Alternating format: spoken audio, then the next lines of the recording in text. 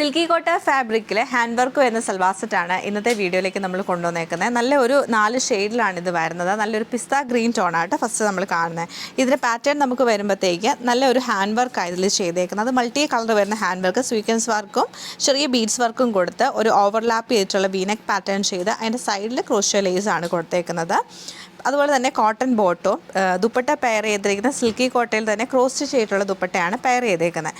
ഇതിങ്ങനെയാണ് ഇതിൻ്റെ പാറ്റേൺ വന്നേക്കുന്നത്. ബാക്കി ഫുൾ നമുക്ക് പ്ലെയിൻ ആയിട്ടാണ് വന്നേക്കുന്നത്. ഇത് നല്ല രസമായിട്ടോ വരുന്നത്. നല്ലൊരു കുട്ടിയായിട്ടാണ് നമുക്ക് സ്റ്റിച്ച് ചെയ്തിടാൻ പറ്റിയ നല്ലൊരു പാറ്റേൺ ആണ്.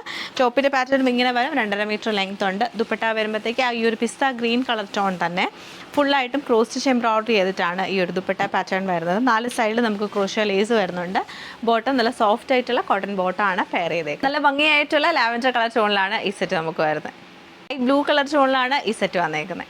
ഭംഗിയായിട്ടുള്ള പീച്ച് കളർ ടോണിലാണ് ഈ സെറ്റ് നമുക്ക് വരുന്നത്.